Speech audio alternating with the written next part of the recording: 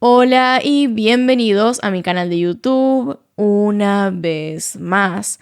Hoy tenemos el caso de Christopher Regan, o también conocido como el caso de Kelly Cochran. Este fondo que están viendo ahora mismo es un fondo temporal, estoy en un proceso de mudanza, por lo tanto es lo que tenemos de momento. En este video en particular van a ver que también tengo el fondo anterior, ese fondo con las letras y todo lo demás. Eso es porque antes de irme de esa casa grabé un montón de videos juntos, por lo cual los últimos videos que vieron, por ejemplo, fueron grabados hace más de un mes. No se encariñen mucho con este fondo porque va a cambiar con el tiempo. Dentro de unos meses esto va a cambiar completamente, no es un fondo definitivo, es simplemente lo que tenemos por ahora. De todas formas, estas cosas del cambio de fondo no interfieren con la narración del caso, solamente les digo porque después probablemente haya gente preguntando por qué cambia tanto la cosa y es por eso. Entonces, ahí arriba en la que está en pantalla pueden ver el resto de mis casos. Acá abajo tienen mis redes sociales por si quieren seguirme en alguna de ellas. Y sin nada más que decir, comencemos.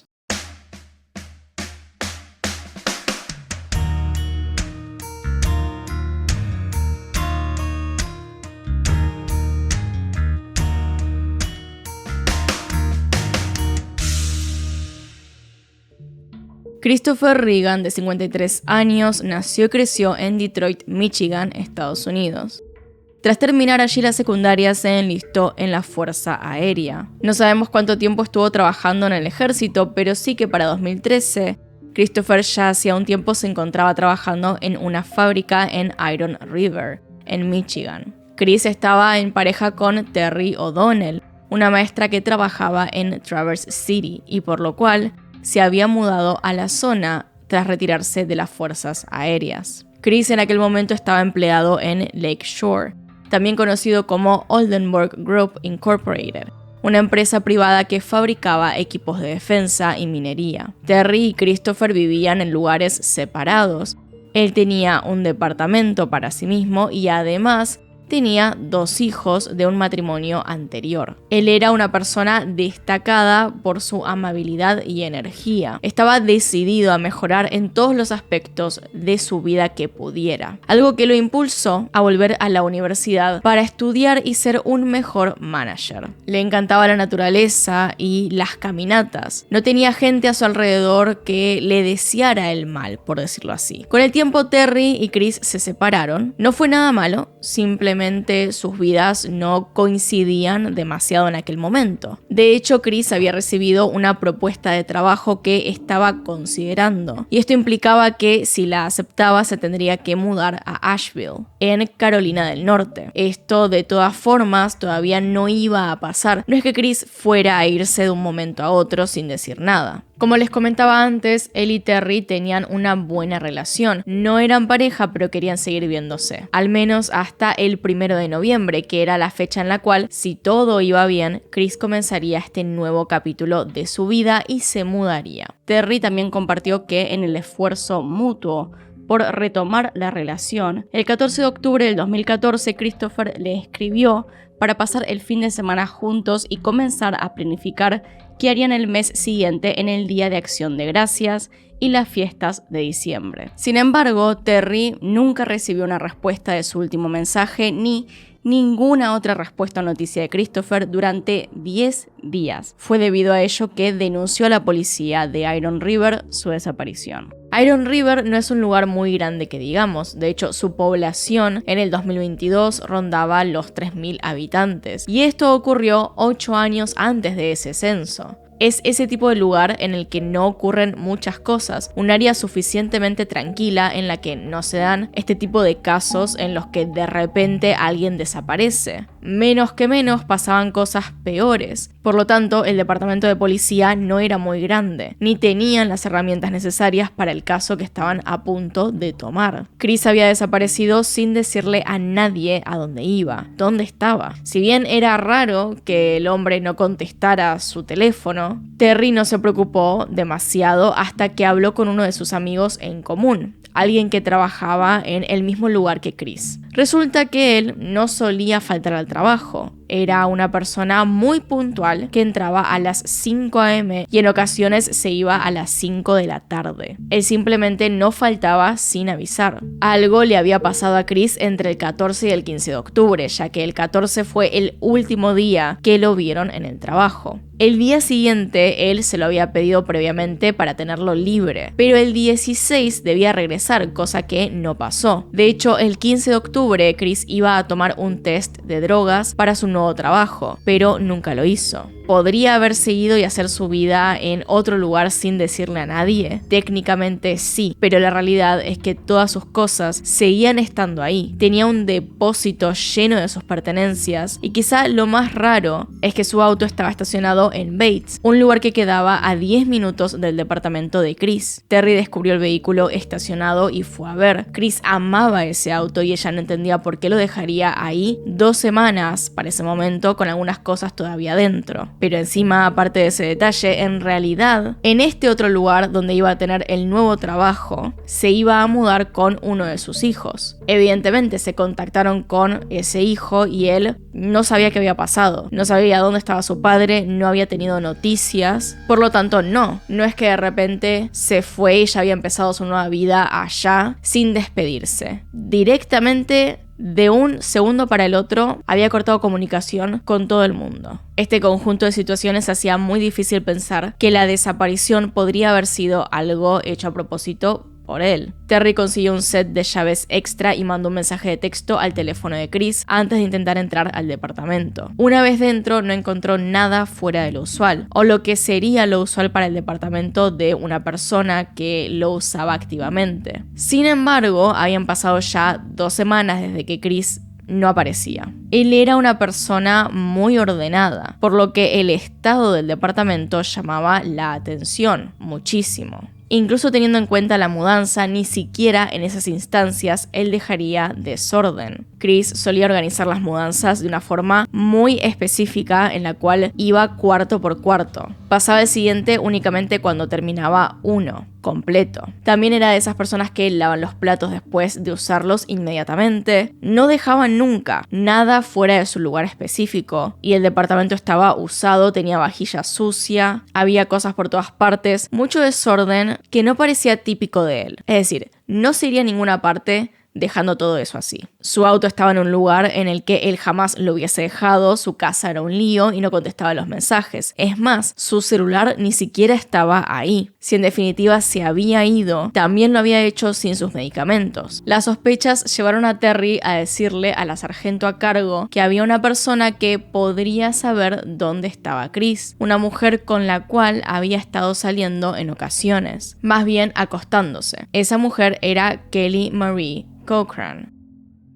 Kelly Marie Gaboyan nació el 5 de junio de 1982 en Maryville, Indiana, Estados Unidos, siendo la primera hija del matrimonio entre Melanie y Tim Gaboyan, quienes tendrían 2 hijos más, Tamara y Colton. De lo poco que sabemos sobre ella es que creció en la ciudad en la que nació y que desde su niñez entabló relación con su vecino, Jason Cochran, con quien sería amiga hasta la secundaria, cuando lentamente su relación fue convirtiéndose en una romántica. Una de las pocas, si no la única descripción que tenemos de su adolescencia fue dada por su madre. Ella hizo saber que desde su juventud Kelly había presentado diferentes problemas de comportamiento. Por ejemplo, fue en la adolescencia que comenzó a consumir drogas, desarrollando una adicción por estas, además de escapar más de una vez del hogar familiar que, en conjunto con otros comportamientos como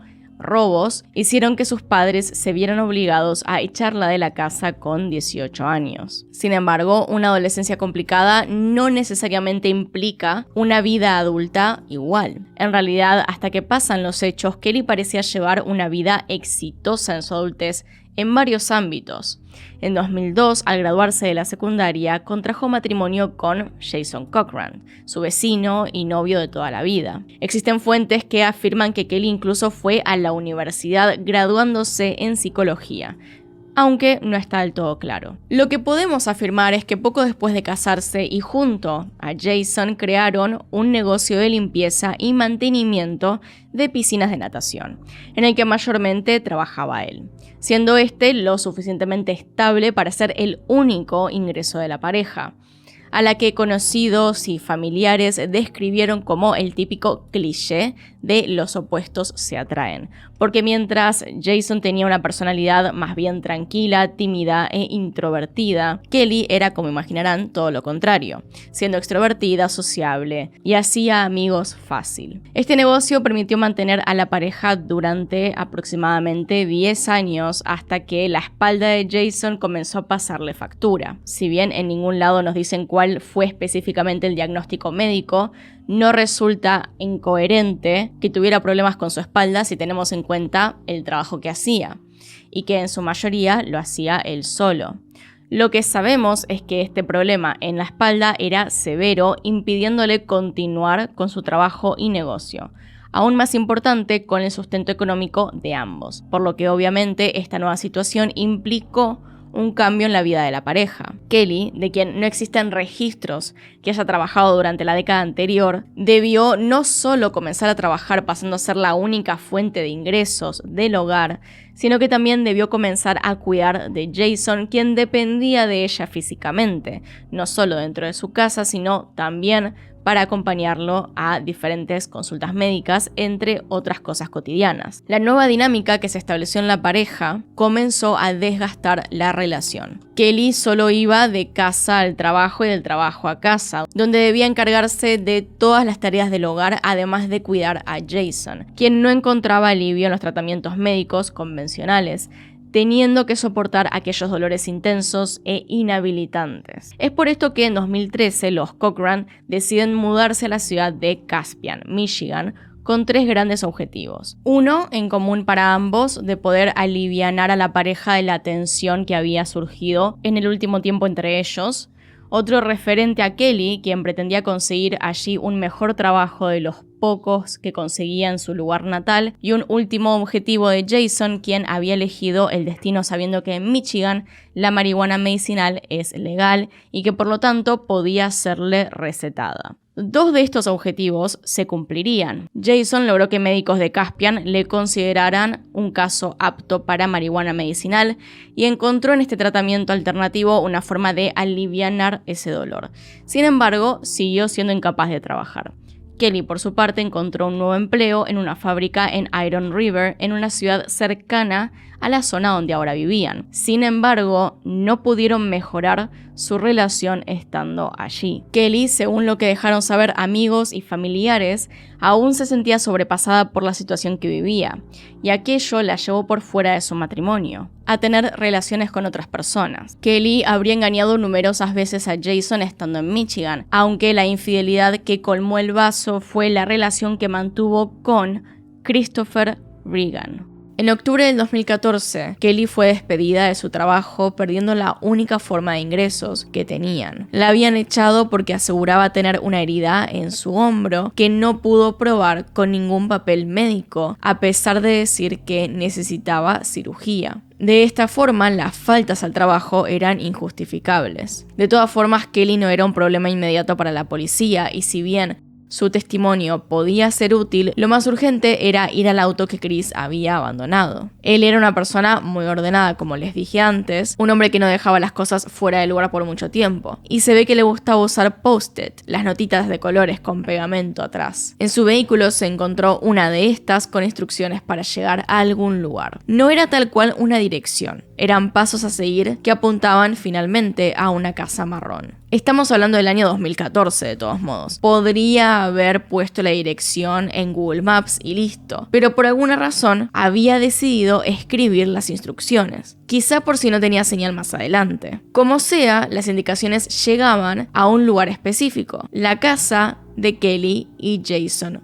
Cochran. Con esto en mente, la policía se dirigió a la casa de la pareja y si bien Los detectives sentían algo extraño respecto a ellos, no pudieron hallar nada en su contra. Kelly se mostró completamente cooperativa, contestando las preguntas e informando que hacía 10 días no sabía de Christopher. Incluso al ser cuestionada sobre su relación con este y la naturaleza de la misma, Kelly admitió tener una relación del tipo romántica sexual con él, pero no lo reconoció como su amante o como una infidelidad, ya que según ella, dado los problemas que su matrimonio tenía desde el último año, habían acordado tener una relación abierta. Un acuerdo que Jason corroboró a la policía, aunque también admitió que no era de su agrado y que de cierta forma había estado obligado a aceptar esto, ya que la alternativa que Kelly había propuesto era el divorcio. Además, Jason, a diferencia de su esposa, se mostró poco cooperativo, desinteresado por la desaparición de Christopher y sobre todo muy molesto con la idea de que efectivamente Kelly mantuviera un romance con alguien más. De todas formas, en ese contexto es entendible que él no quisiera colaborar, entonces no era particularmente sospechoso por ese lado. Aunque por supuesto siempre está la posibilidad del móvil de los celos, de que de repente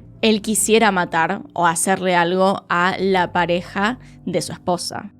Además, desde un principio había algo que llamaba la atención. Un ejemplo de esto ocurrió apenas llegaron los oficiales. El que abrió la puerta fue Jason y por alguna razón dijo que su esposa no se encontraba en casa. Lamentablemente para él, Kelly apareció detrás suyo a los pocos minutos haciendo evidente su mentira. Ella se excusó haciendo ver que Jason solo estaba siendo sobreprotector. Él aseguró además que no sabía de las parejas sexuales de su esposa y que si bien conocía a Chris de nombre, no podría distinguirlo si lo tuviera enfrente. Las sospechas iban y venían entre Jason y Kelly. Ambos parecían tener motivos para cometer un asesinato, aunque todavía se considerara que Chris estaba desaparecido. Le preguntaron a Jason si siquiera sabía dónde vivía el amante de su esposa y él dijo que creía que sí, porque había visto la camioneta de Kelly estacionada frente a un departamento. Él había pasado caminando por el lugar alguna que otra vez, cosa que no sería rara teniendo en cuenta que la zona donde vivían no era amplia. Tarde o temprano se encontrarían, aunque sea por casualidad. Le preguntaron también si estaría dispuesto a hacer una prueba de polígrafo, lo que se conoce como el detector de mentiras, a lo que él dijo que primero tendría que hablar con su psiquiatra porque sabía que esos test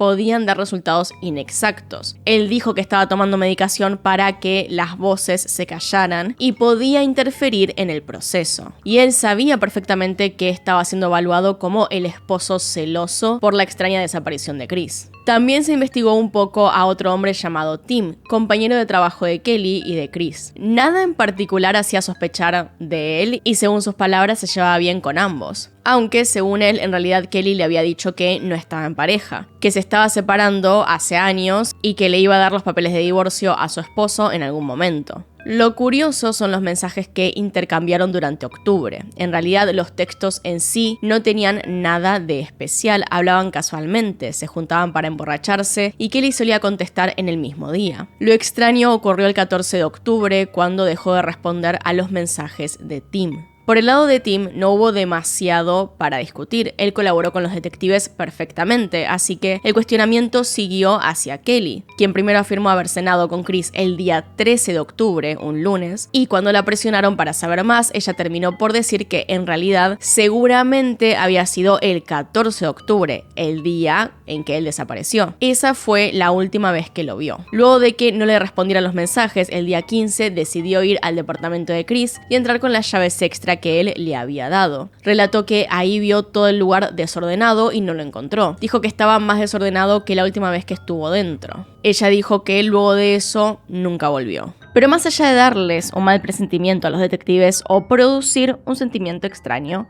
no existía evidencia contra la pareja o motivos para pedir una orden de registro de su casa. Hasta marzo del 2015, la investigación, hasta entonces designada como desaparición de persona, se vio completamente estancada. No existían realmente indicios o pruebas y la única encontrada en el auto de Chris parecía un callejón sin salida. Sin embargo, en un intento de descartarla completamente o encontrar mayor información, la policía de Iron River logró conseguir una orden para entrar a la casa de los Cochran. La orden de arresto no fue nada fácil de conseguir, pero con el tiempo lograron recolectar suficiente evidencia para solicitarla. Uno de los detalles que más llamó la atención fue el lugar donde supuestamente Chris había dejado su auto. Este lote en donde usualmente él y Kelly se encontraban para tener relaciones sexuales. Esto fue confirmado por Tim, pero una vez que se le preguntó a Kelly sobre el asunto, ella dijo ni siquiera conocer dicho lugar. Como deben saber, los celulares son fuentes de información muy útiles durante las investigaciones de este tipo y pueden dar vuelta un caso. Es por esto que la más simple comparación de datos entre diferentes días fue clave, ya que normalmente Kelly recibía y enviaba un promedio de 31 mensajes por día. Nada raro ahí. Sin embargo, el 15 de octubre, el día después de la desaparición de Chris, no envió ni recibió un solo mensaje, solo hizo una llamada de noche. El 14 de octubre, el celular de Jason envió un mensaje al de Chris a las 4 de la tarde y el celular de Chris respondió. Lo digo así porque en realidad no sabemos quién estaba usando esos teléfonos aquel día. Aparte, hay algunos mensajes y llamadas que fueron eliminados de los dispositivos. Solamente están en los registros telefónicos de las empresas. Después de eso, el teléfono de Chris hizo una llamada de voz de 7 minutos al teléfono de Jason. El último mensaje de texto del día fue a las 5:25 p.m. del teléfono de Chris al de Jason. Se descubrió que a las 8:57 p.m. el teléfono de Kelly llamó al de Chris por un segundo. Esta llamada no apareció en los registros de Chris debido a su corta duración, pero sí en los de Kelly. Concluyeron que Kelly buscaba el teléfono de Chris, indicando que él ya estaba muerto y que él intentaba encontrar su teléfono antes de que fuera reportado como desaparecido. Durante octubre, el teléfono de Jason promedió 19 mensajes de texto y 8 llamadas diarias, pero el 15 de octubre solo hubo 4 comunicaciones. Entre el 15 y el 16 y del 26 al 31 de octubre no hubo comunicaciones entre Jason y Kelly. Sin embargo, el 12 de octubre hubo 9 comunicaciones y el 13 de octubre 30. Y acá viene también un dato bastante importante, que es que todas las comunicaciones entre Jason y Kelly, es decir, se mandaban mensajes y llamadas, ocurrieron cerca de su propia casa, mientras que el teléfono de Chris también se conectó a torres cercanas a la casa de los Cochran, la noche en que Kelly afirmó haber estado con él en su departamento. Ahí definitivamente la historia no coincidía y en realidad Chris de alguna u otra forma había estado en esa casa esa noche. La teoría era que Chris fue traído a la casa de los Cochran y nunca salió con vida. Antes del 14 de octubre de 2014, los mensajes de texto entre Jason y Kelly eran tensos. Después de esa fecha, se volvieron cariñosos, con Kelly llamando a Jason guapo y deseando estar con él. Y todo esto también era raro porque en realidad Jason y Kelly no tenían la mejor relación. No solo era que ella le decía a todo el mundo que el matrimonio se había acabado hacía 3 años, más o menos, sino que además los vecinos sospechaban que era él quien le había roto el brazo. Un mes antes de los hechos en los cuales desaparece Chris Regan, la policía tuvo que hacer un chequeo de bienestar en la casa de los Cochran. La razón por la que tuvieron que ir fue porque Kelly misma había llamado a su trabajo diciendo que temía por su vida, ya que su esposo había amenazado con matarla. Al día siguiente no fue a trabajar y fue recién 2 días después del llamado que se hizo un reporte al respecto. En la fábrica temían por ella, ya que en ocasiones se presentaba al lugar con marcas que podrían ser de violencia doméstica. Todo esto daba pie a entender la complicada relación que tenían y el claro maltrato que se experimentaba. Pero además era fácil entender que Jason podía ser un hombre violento. Los puntos clave de la investigación para poder entrar a la casa entonces fueron el romance entre Kelly y Chris, Kelly faltando al trabajo por el supuesto brazo roto, el chequeo de bienestar que se le hizo a la mujer luego de que reportara que su esposo la quería matar, y la furia de Jason cuando descubrió los mensajes de texto entre Kelly y Chris, cosa que él en un principio negó, pero más tarde, dando su testimonio a la policía otra vez, dijo que no le gustaba para nada lo que había visto en el celular de su esposa. Él no estaba tan de acuerdo con esto de los amantes como ella lo hacía ver. Pero lo principal fueron los cambios en el testimonio de Kelly respecto a lo que estaba haciendo el 14 de octubre. Su historia decía que estaba con Chris, mientras las torres celulares la ubicaban en otro lugar. Y además se pudo recolectar un video de la camioneta de los Cochran.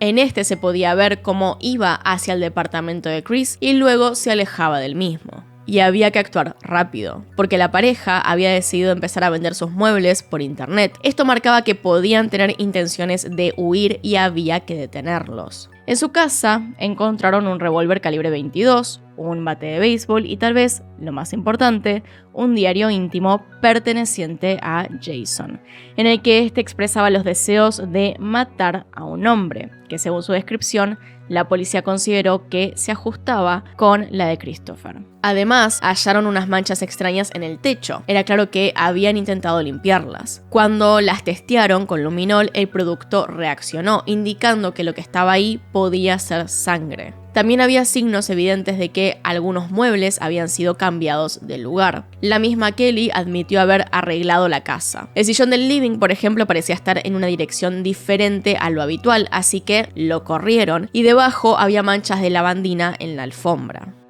Pero esto tampoco pudo ser considerado como evidencia, ya que la policía no podía comprobar que esto hubiese sido utilizado contra Chris, ya que recordemos, no habían encontrado evidencia física de que lo hubiesen asesinado o que le hubiese pasado algo que atentara contra su vida. No contaban con un cuerpo o un arma, no había ninguna pista realmente. Ni siquiera sabían si Chris estaba muerto o vivo. Lo encontrado, por lo tanto, en la casa de los Cochran era más bien evidencia circunstancial. Que él expresara que quería matar quizá a Christopher no significaba que fuera a hacerlo. Entonces, sin la evidencia necesaria no era suficiente nada de esto para un arresto, mucho menos para la acusación de la pareja ni nada por el estilo. La investigación entonces fue lentamente enfriándose y cuando lo hizo, Kelly y Jason, que ya no estaban en el ojo de la tormenta, volvieron a Indiana, a menos de 2 años de haber dejado su ciudad de origen. La investigación sobre la desaparición de Christopher comenzó a congelarse. Habían llegado a un callejón sin salida y los Cochran dejaron de ser sujetos de interés para la misma. Ellos, mientras todo esto pasaba, se instalaron de vuelta.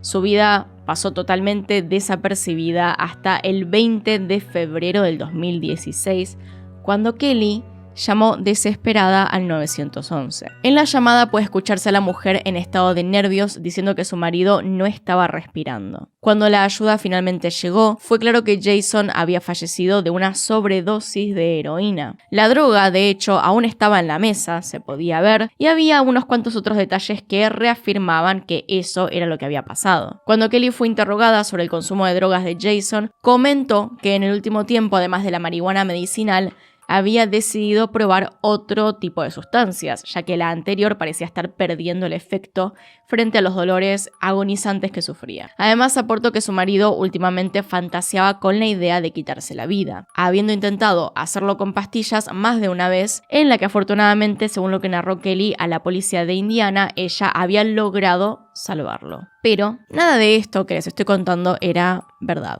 En primera instancia, la familia y amigos de Jason encontraron muy extraña la historia de Kelly, ya que no habían visto que Jason estuviera deprimido después de volver a Indiana, ni tampoco había dado señales de que estuviera contemplando quitarse la vida. Además, nadie de su entorno había visto a Jason consumir algún tipo de droga tan fuerte como la heroína. Nunca había sido adepto a ese tipo de cosas. Digamos que la marihuana medicinal era un tratamiento médico, no solamente algo que Jason consumiera por recreación. Su objetivo era literalmente sacarse el dolor. Nunca le habían gustado las drogas y no tenía sentido que hubiese desarrollado en tan poco tiempo un gusto por estas. Al menos no tenía sentido para la familia. Teniendo esto en cuenta, pero sobre todo por las circunstancias de la muerte, la policía de Indiana practicó una autopsia en el cuerpo de Jason en el que sí, efectivamente se encontraron cantidades altas de esta droga, capaces de matarlo. Pero la causa de muerte directa no había sido esto. La causa de muerte que se encontró en el cuerpo durante la autopsia había sido asfixia. Jason Cochran no había muerto de sobredosis. Pero el hecho de que tuviera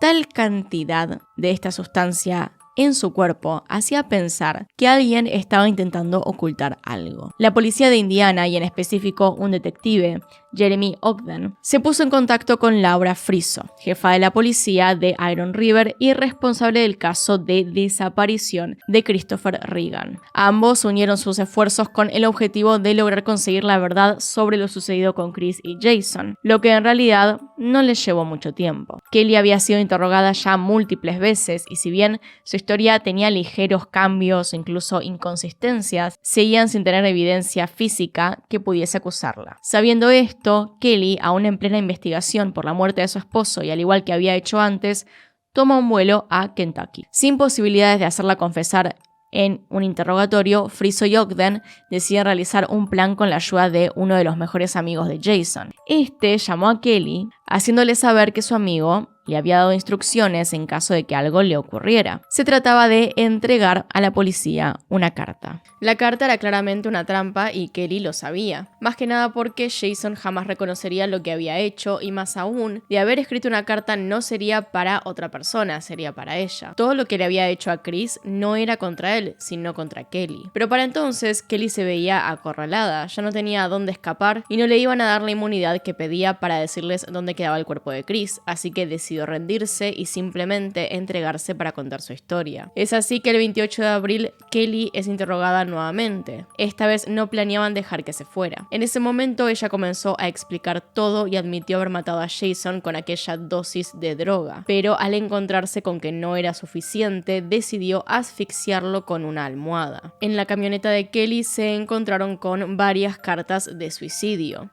En la que estaba dirigida a sus padres admitió haber matado a Jason y que lo veía como una forma de dar un cierre para la familia de Chris, sin que su esposo tuviera que pasar el resto de su vida en la cárcel. No tenemos los motivos reales de por qué lo hizo. Ya cuando Kelly estaba en prisión, el detective Ogden siguió investigando e incluso yendo a verla a la cárcel pretendiendo no solo entender por qué había asesinado a Jason, sino también que pretendía obtener una declaración de lo que le había sucedido a Chris.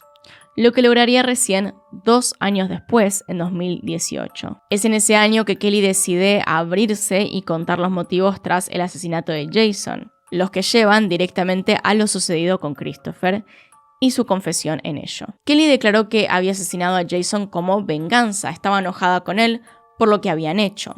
Y desde aquel momento se había prometido que tarde o temprano iba a acabar con él. Aquello que habían hecho era el asesinato de Chris, que según lo que contó Kelly, era su verdadero amor, de quien realmente estaba enamorada.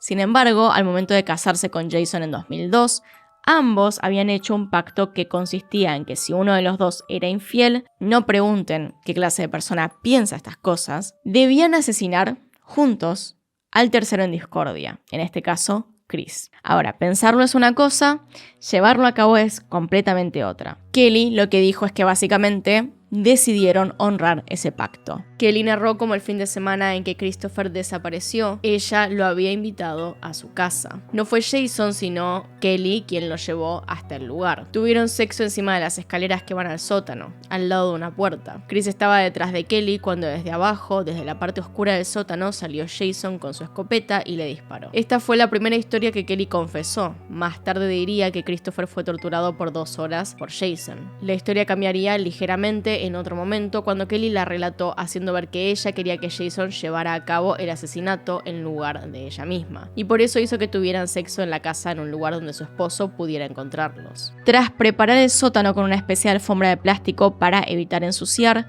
llevaron allí el cuerpo del hombre, donde lo desmembraron con las herramientas de trabajo que Jason aún conservaba. Una vez terminaron con la tarea, subieron los restos que quedaban al auto de Christopher, donde manejaron hasta un bosque cercano para dispersarlos.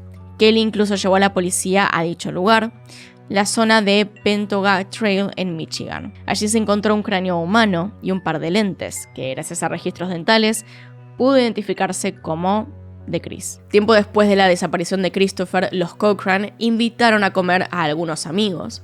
Una de estas personas testificó que los invitaron 3 veces en una misma semana, y había de todo para comer: pizza con carne arriba, tacos de carne, kebabs, cualquier plato que incluyera carne. Todo esto era raro porque la carne es cara y ellos no tenían plata, entonces que de repente tuvieran tanta cantidad les resultaba extraño. Obviamente se lo tomaban para hacer chistes, no para pensar que algo más podría estar pasando. Había tanta carne que incluso los perros del matrimonio estaban gordos, con las panzas hinchadas de tanto comer. Se imaginarán lo que pensaban los vecinos. Incluso la persona que dio su testimonio dijo que en un momento hizo un chiste acerca de la desaparición de Chris y que de repente los Cochran tuvieran tanta carne, pero obviamente sin pensar en lo absoluto que ese chiste podía ser verdad, que ellos podrían haberse comido a Christopher. Hablando de vecinos, aquel que vivía enfrente de la casa de los Cochran, habló con Kelly a mediados de octubre del 2014 por un asunto curioso. Ese día el hombre quiso abrir las ventanas de su casa para que entrara la brisa de otoño. Lamentablemente para él, lo único que pudo oler fue algo terrible. Se podía distinguir que algo se estaba quemando en la propiedad de los Cochran, pero el olor que largaba era tan intenso que provocaba náuseas. Estaba saliendo humo denso y negro de la casa de los Cochran, así que cruzó a preguntar. Pero Kelly y Jason lo interrumpieron. Volvió a su casa sin saber qué estaban quemando, pero era algo que definitivamente no reconocía. Otro vecino siguió la historia al respecto de aquel día. Los Cochran estaban quemando algo que tenía un olor sintético, plástico, parecía peligroso y lo estaban haciendo en un barril de 200 litros. Pero durante la búsqueda en la casa no lo encontraron. Luego de toda la investigación y del testimonio de Kelly, se logró buscar en una laguna en Caspian, lugar en el que pensaron que podrían encontrar el cuerpo de Chris. Después de todo, en el diario de Jason había pistas que indicaban que algo habían dejado en un cuerpo de agua. Buzos nadaron hasta encontrar un barril retenido por ladrillos, claramente hecho a propósito para que no saliera a la superficie. Esta era la clave de aquel olor de octubre. Los Cochran no estaban quemando restos humanos, estaban quemando los plásticos usados para cortar el cuerpo de Chris sin ensuciar su casa, y la evidencia estaba en aquel barril. Finalmente, con la evidencia precisa, Kelly fue acusada del homicidio de Christopher Regan y su esposo Jason Cochran. Hacia finales del 2018, Kelly enfrentó ambos cargos siendo encontrada culpable y por los cuales se le sentenció a cadena perpetua. Además de ello, se la sentenció por otros crímenes tales como conspirar para la desmembración de un cuerpo, mentir a oficiales de policía durante la investigación de una muerte violenta. Kelly se declaró culpable de todos ellos, por lo que el juicio no fue largo. Del único que se negó a hablar fue el de canibalismo. Sin embargo, es importante aclarar que esto sigue siendo una suposición, porque al negarse Kelly a declarar sobre ello, y habiendo pasado tanto tiempo, no existe forma alguna de corroborarlo. De lo más interesante que surgió en el juicio es la propia convicción de la familia de Kelly, que probablemente había asesinado a más gente, algo que ella misma admitió en un interrogatorio. La jefa de policía le había preguntado durante el último interrogatorio acerca de sus tatuajes, qué significaban, porque Kelly tenía varias mariposas tatuadas en sus brazos de diferentes tamaños y formas. Ella contestó que eran como trofeos por todas las personas que había matado, afirmando que le había dado los restos de aquellas víctimas a los cerdos que tenían Jason y ella. Cuando otro oficial le preguntó, ella dijo que simbolizaban familiares muertos, aunque no mencionó ningún nombre. Lo que sí contó es que su fascinación por las mariposas comenzó durante la universidad, cuando fueron a una granja de cuerpos, que es una forma un tanto informal de llamarle al lugar donde hacen estudios de descomposición de cuerpos. Ahí Kelly notó que muchos de los cuerpos que estaban al aire libre estaban rodeados de mariposas. Era una contraposición entre lo hermoso de las mariposas y lo terrible de la muerte. Bastante poético. Ahora, si se hizo una mariposa por cada víctima que tuvo, no sabemos. Lo interesante es que Jason y ella parecen haber cortado el cuerpo de Chris en una habitación contenida al estilo Dexter, con plástico y protecciones por todos lados, lo que sería la razón del por qué no había sangre por toda la casa, que supuestamente los llevaron al sótano y ahí empezaron con la masacre. También se discutió el cómo murió el hombre entre tantas versiones. El bate de béisbol que fue encontrado en la entrada de la casa marcaba el lugar donde había sangre en el techo, así que también pudo ocurrir que al entrar por la puerta uno de los dos lo haya golpeado y así salpicado sangre. Estas son todas cosas que se debaten por la falta de aclaraciones en los relatos y aparte por la cantidad de mentiras y cambios que hubo en todas las versiones. Pero bueno, hasta acá llegamos, así que díganme qué opinan abajo en los comentarios, que los estoy leyendo. Acá están los Patreons y los miembros del canal, gracias por apoyarme a través de esos medios. Y sin nada más que decir, acá tienen un video nuevo, acá tienen un video recomendado, se pueden suscribir haciendo clic en mi cara y nos vemos en otro video. Adiós.